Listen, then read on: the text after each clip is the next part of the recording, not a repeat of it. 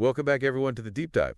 So this time we're going deep on something I think pretty fundamental, especially here in the UK construction scene, and that's the role of the employer's agent, specifically when we're talking about JCT design and build contracts. All right, yeah. We've got our trusty guide here, the RCS Practice Information Document, snappily titled Employer's Agent Design and Build, which has helpfully been updated just this past September 2024. So we're working with the latest and greatest here. Always good. For anyone listening who maybe hasn't dealt with this role directly or wants a clearer picture, consider this your shortcut to understanding what could be, let's face it, a pretty complex area. Yeah, there's definitely a lot to unpack. It's vital, but it can be intricate. So our mission today is to really break down, I guess, three core things. What the employer agent actually does, how their role is different, distinct from all the other major players you've got on a building project, and then really getting into the nitty-gritty of their key responsibilities. Definitely. It's about making sure everyone is clear on exactly what this role entails and where they fit in the bigger picture. Okay, so let's get right into it then. Now, when we hear design and build, I think a lot of people's minds jump to like, oh, that's a modern way of doing things. But here's something I found interesting digging into this. Okay. The idea of having one entity that takes care of both the designing and the building, that's actually got like really deep historical roots. It actually predates how we formally separated architects and builders way back in the 19th century. Almost a case of what's old is new again, you know? Yeah, absolutely. I think that historical context is often missed. It really helps us understand why this method has made such a strong comeback. Particularly, I'd say from the 1980s onwards, we saw this big push from employers, clients wanting to minimize their risk on construction projects. And design and build, well, it offered this, I guess, very neat way of transferring a lot of that design responsibility onto the contractor. Right, yeah. So with that historical context in mind, let's define in very clear terms who this employer's agent is. What's their fundamental job description in all of this? Okay, so in simple terms, the employer's agent is essentially acting as you, as the employer, on, well, virtually all those matters that are covered under a JCT design and build contract. Okay. The key thing to remember, though, and it's where a lot of the specifics come in, is this. They only act on your behalf unless you, as the employer, specifically say otherwise in writing to the contractor. Okay. So by default, they're your voice, your representative, your main point of contact on pretty much all those contractual issues. They operate as if they were you in most contractual situations, really. As if they were you. That's a very kind of striking way to put it. Yeah. Now, our source, it mentions that the JCT design and build contract itself, like within the document, actually refers to the employer's agent in specific places. Right, it does. It lays out what they do. It does, yeah. It's surprisingly few times, though, when you consider how big these contracts can be. It's only 6 direct mentions of the employer's agent in the entire contract. Oh, wow. But these mentions, they do kind of outline the types of actions they're authorized to handle. So things like receiving and issuing applications for payment, any consents that are needed, instructions to the contractor, formal notices, requests for information, all those sorts of things.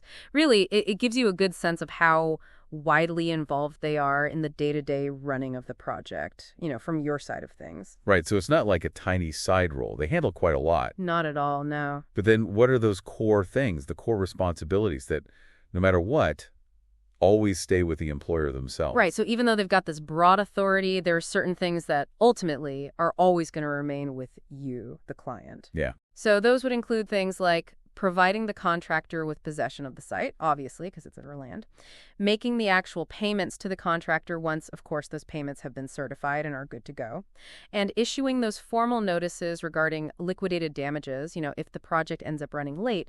But crucially, this is after a non-completion notice has already been issued. Okay. The employer's agent can, and they often will, advise you on calculating those damages, but the actual notice to say, right, we're deducting this, that comes directly from you. Okay, so that line is quite important. They advise, but the final say, the action, is still with the employer. Exactly, yeah. Now, one thing I think could be like a point of confusion, especially if you're not super familiar with all the roles on these projects, is this. We often see a quantity surveyor appointed separately. So how does their role interact with or differ from what the employer's agent is doing? That's a really good point, and you see it all the time. Now, the JCT design build contract, it doesn't actually mention a quantity surveyor specifically. But in practice, it's really common for employers to bring one in, to have that extra layer of expertise. So their role typically is centered around things like, let's say, putting together those initial employer's requirements very early on, Uh-huh. managing project costs, making sure everything's on track financially, overseeing that tender process we just talked about, and then all sorts of financial evaluations along the way. Now, some of these tasks, I mean, they could fall under the employer's agent's responsibilities. Yeah. And in some cases, you might even have like the roles combined by specific agreement, if that makes sense for the project. Right, yeah. But they are, at their core, fundamentally distinct. Okay. So crucial for our listeners to keep that distinction in mind. Yeah, absolutely. And it's really important to remember, I think, that this specific contract, the JCT Design and Build contract, it's really for those situations where the contractor is the one who is taking on that responsibility for doing the entire design. It's not just like bits and pieces. That's a key point. Yeah, that's what sets it apart from other JCT contract forms, right? You might have situations where in those other forms, the contractor is designing very specific elements.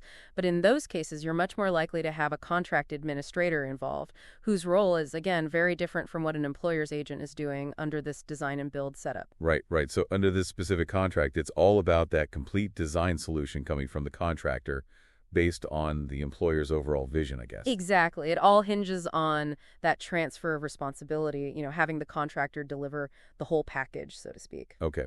One last point then on defining who this employer's agent is. The RICS guidance is quite insistent that the employer's agent, it has to be a single named individual within an organization. It can't be like a team or a whole group or some kind of consortium. Why is that so important to spell out? I think that boils down to clarity. Having that one single person named means you avoid a lot of potential confusion. You, as the employer, the contractor as well, everyone knows exactly who has that delegated power to make decisions on your behalf. Right, so it streamlines things. Exactly. It prevents, conflicting instructions flying around. You're not getting 10 different opinions from 10 different people. That kind of clear communication, it's like essential when you're dealing with a project like this. It's got to run smoothly. Makes total sense. Okay, so we've got a good idea now of who this employer's agent is. Let's talk about when they typically get involved in a project. Is there a standard point of entry or does it vary? It definitely can vary, yeah. Some employers, they might decide to bring the employer's agent in right at the very beginning at project inception. Okay. And in that kind of situation, their role, it could be really broad. They might be giving advice on early planning, budgets, contractual stuff, even helping to put those tender documents together all before you even go out to tender. Ugh. But the RICS guidance, they do make a point of saying, though, that when you've got that kind of wider involvement, well, it starts to look a lot more like traditional project management or quantity surveying. Yeah, it blurs the lines a bit. It does a little. So for that pure employer's agent's function that we're talking about under this design and build contract, ideally they come in at the tender stage or even a bit later, but always, always before that contractor is officially appointed. Right, exactly. Yeah. So I guess the takeaway for our listeners is different starting points can mean different levels of influence that the employer's agent ends up having. Yeah. Understanding those different entry points, I think, really helps to clarify what an employer's agent might be doing, at different points in the project timeline. Right, yeah. It's not a one-size-fits-all kind of thing. Not at all. Yeah, I'm just thinking about those two-stage tenders. Yeah. They're quite common. And you often have like a pre-construction service agreement drawn up between the employer and the contractor. In those situations, is the employer's agent mentioned specifically in that agreement? Absolutely, they should be. If you've got that two-stage tender and that pre-construction service agreement, it's really important to have the employer's agent named in there and their specific role very clearly laid out, along with how much authority they have in that pre-construction phase. It sets the stage for how they'll be operating once the main contract kicks in. Okay. It's all about clarity. Clarity, always. And that leads us nicely to the appointment document itself. Right. They really stress how fundamentally important this document is. It is, yeah. Why is that? What makes it so foundational to the whole process? Well, it's the bedrock, really, of the employer's agent's authority and their responsibilities as well, Uh-huh. You get that document right, it means everyone, the employer, the employer's agent, the contractor, everyone's absolutely clear on what's expected. And that's how you prevent misunderstandings down the line, which can easily spiral into disputes if you're not careful. Yeah, better to be super clear up front. So what are those elements that this appointment document absolutely has to contain? what can't be left out? Okay, so a few really crucial bits. First off, a clear project brief. That outlines, the scope of the whole project, what you as the employer are trying to achieve, any key timelines, and of course the budget information, always important. Right, yeah. Then you need a detailed breakdown of all the services the employer's agent is actually going to be providing. Okay. And this is usually broken down into those three main phases: pre-construction, construction itself, and then post-construction. Okay. And that breakdown should also be really clear about what they're responsible for when it comes to things like inspecting the works and doing any testing to make sure everything's compliant.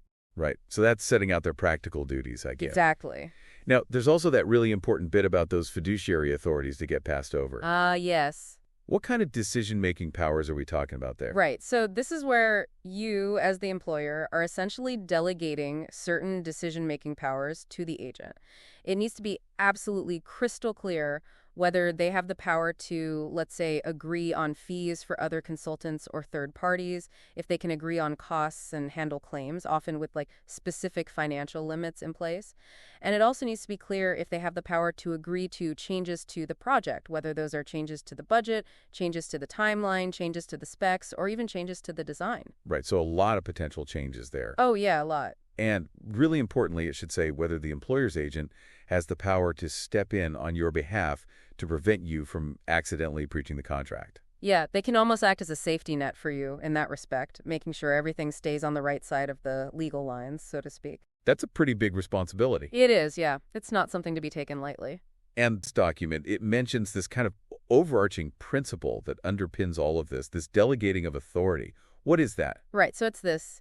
Even though they're acting with your authority, everything the employer's agent does, every action they take, has to ultimately be for your benefit, for the benefit of the employer. Okay. They can't just do something that puts you in a worse position without your explicit approval, But at the same time, they also have to be impartial, especially when it comes to certifying payments to the contractor. So it's this balancing act. Exactly. It's about representing your interests, but also acting fairly and within the rules of the contract itself. Got it. So let's make sure for our listeners that we really solidify the distinctions between some of these roles, because they can sound kind of similar if you're not deeply in the world of construction. We've got the employer's agent, we've got a contract administrator, we've got a project manager. How do those three stack up against each other? Okay, good question. So a contract administrator, first off, they're specifically named within the contract itself. Their only job is to administer that contract, and they have to do it impartially. Okay. But their role, they really only exist after that contract has been signed. It's purely within that contractual framework, if that makes sense. So they come in later in the process. Exactly. Now, a project manager, they're different again. They're often brought in much earlier, sometimes right at the very start, at project inception. Okay. Their focus is on the big picture, the whole project delivery. They manage a broader team. They make decisions on the employer's behalf. They give instructions to the contractor, all that good stuff. And they also need to be impartial under certain contracts, like the NEC form. Right, okay. And the employer's agent, how do they fit into all of this? Right. So the employer's agent, like we've been saying, they have this really unique position. They're acting as you, the employer, for all those things under that JCT design and build contract. And that authority they have, it's all very clearly defined in their appointment document. Right. But just like a contract administrator, they've also got this duty to be impartial, especially when it comes to things like certification and making decisions based on the contract. Got it. So they're representing you, but they also have to be fair and objective. Exactly. It's about finding that sweet spot, that balance. Okay, good. Now I think it's time to get into the real nitty-gritty, the practical stuff. What does the employer's agent actually do during the project? So let's start with design. Okay. We know in design and build, the contractor is responsible for the design. Right. But what is the employer's agent doing during that whole design phase? What's their role there? So the key thing to understand is they're not there to tell the contractor how to design the project. That's the contractor's job, right? Right. The employer's agent, they're checking that the contractor's design proposals actually meet your needs as the employer. Uh-huh. They're making sure everything lines up with what's laid out in the contract documents, the employer's requirements. So it's more about verifying that the design ticks those boxes, that it meets the specs, not about dictating specific design solutions. Right. So they're not getting into the weeds of the design itself. No, they're looking at the big picture. Does it meet the client's brief? Does it comply with the contract? Those are the big questions. Okay, makes sense. And I'm just thinking, sometimes, particularly on big complex projects, the employer might want, their own independent advice. like a shadow design team to support them. Yeah, that happens quite a bit, especially if it's a really specialist project or if the employer just wants that extra layer of reassurance. So how does that work alongside the employer's agent's role? Well, the shadow design team, they're basically there to provide the employer with that independent advice, throughout the whole design process. They're kind of like a second pair of eyes for the employer, making sure everything is going in the right direction. The employer's agent, they still have their core role, checking the contractor's design against the employer's requirements and the contract. But having that shadow design team there, it can provide the employer with that extra layer of confidence, and it can also help to flag any potential issues or discrepancies early on. Okay, so it's like an additional layer of checks and balances. Exactly, yeah. And it's not about, undermining the employer's agent's role. It's about giving the employer as much information and support as possible to make good decisions. Got it. So moving on then to the construction phase. Okay. Once the building work actually starts, how does that employer's authority, their say-so, how does that flow? Does it all go through the employer's agent? Generally, yes. Once you've got that JCT design and build contract in place, if you, the employer, want to, exercise any authority over the contractor, like give instructions or make decisions, it generally has to go through the employer's agent. Right. And guidance is really clear. There can only be one employer's agent acting under the contract. So even if, let's say, the person acting as your employer's agent is also like a qualified architect, they're not acting as the designer for the project. They're specifically wearing the hat of the employer's agent for that specific contract. Okay. They have to be really careful not to blur the lines there and start interfering with what the contractor's supposed to be doing, design-wise. Right. So everyone's got to stay in their lane, basically. Absolutely, yeah. It's all about respecting those defined roles and responsibilities. Okay. That's a key point, Okay, so we've got design, we've got construction. Now, another biggie in construction is always insurance. What's the employer's agent's role when it comes to that?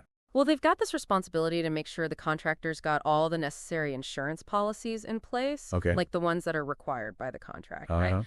So they're checking things like the levels of coverage, the indemnity limits, making sure they're high enough, and of course that the policies cover the right time periods for the project. They'll look at the policies themselves, the certificates, making sure everything's in order, and this will typically involve things like, employer's liability, public liability, the works insurance, professional indemnity, all that good stuff. Right, so all those key insurances. Exactly. And are there any other, key documents that fall into their, insurance checking umbrella? Yeah, definitely. So things like collateral warranties, they're really important, and product guarantees as well. Uh-huh.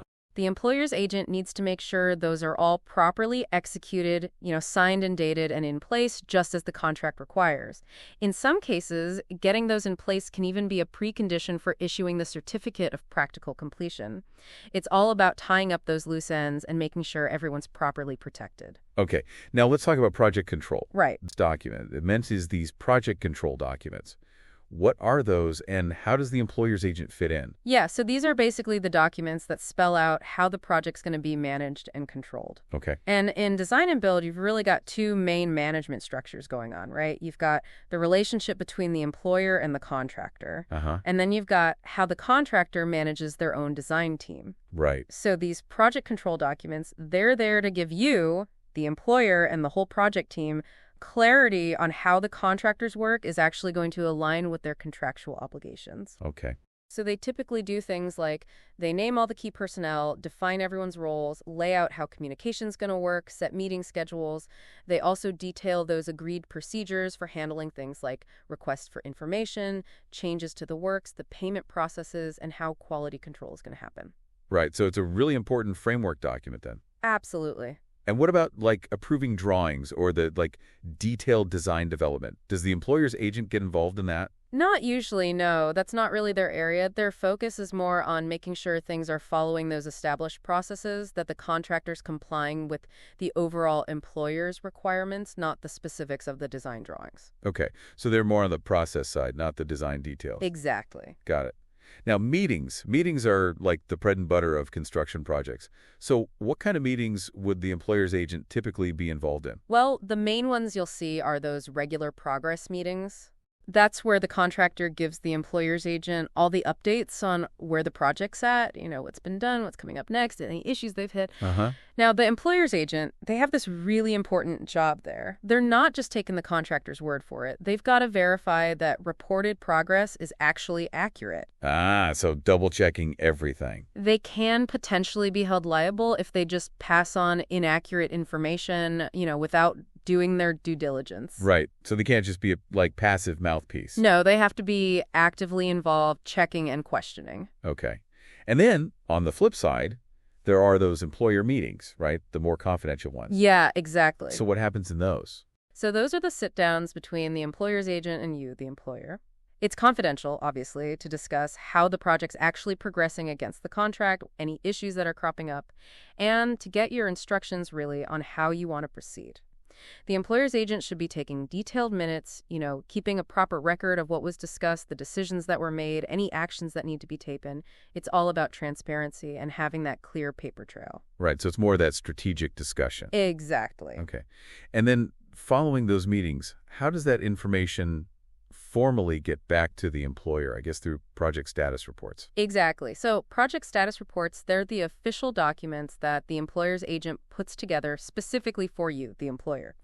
They do a couple of really important things. Okay. First, they give you that regular snapshot of how the project's doing against both the agreed program, the timeline, and the budget. Uh-huh. And then secondly, they act as a kind of formal record of all those key communication points that have happened between you and the employer's agent. Right, so it's like a paper trail to avoid any, he said, she said situations. Precisely. And it means both sides can track back and confirm what was said, what actions were agreed, prevents those misunderstandings that can easily arise. So in those reports, you should be seeing things like the overall progress on the contract, where the finances are at, any independent assessment from the employer's agent on how they think things are going, not just repeating what the contractor said, but their own analysis. Okay. And then, of course, any instructions that have been issued, any requests for information that have come in and their responses, and any actions that the employer's agent has taken on your behalf, those fiduciary actions. Right. It's a lot of information, but it keeps everyone in the loop.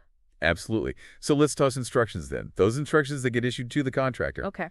What are those key things the employer's agent has to keep in mind when they're, I guess, giving directions to the contractor? Right. So first and foremost, any instructions got to be properly issued, and it has to be within their scope of authority. Okay. What's laid out in their appointment and in the contract. Generally speaking, the contractor's got to comply with the valid instruction within 7 days. Okay. And if they don't, well, that could potentially lead to you, the employer, having to bring in other people to get that work done. And the contractor could be on the hook for those costs. Right. So there are consequences for not following those instructions. Exactly. Yeah. And the contractor can't just refuse to comply because, say, the price for that work hasn't been agreed yet. Right. The contract, it has ways of figuring out how much those instructed works are going to cost. Okay. So that's all covered. Yeah. And crucially, all those instructions have to be in writing. Okay. They need to reference the specific contract with the execution date, the names of the parties, the site address, and the actual clause in the contract that the instruction relates to.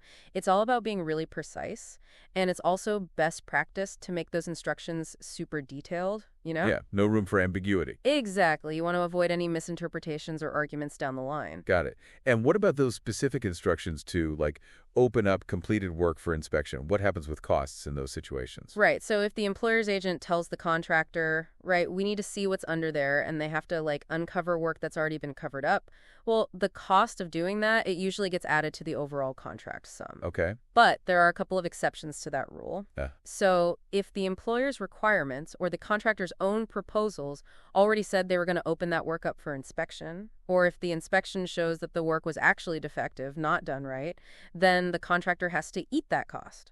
Okay, so it depends on why it's being opened up. Exactly. It's about fairness, really. If the contractor should have known it was going to be inspected, or if they messed up and the work wasn't done right, they can't expect the employer to pay for that. Okay, that makes sense.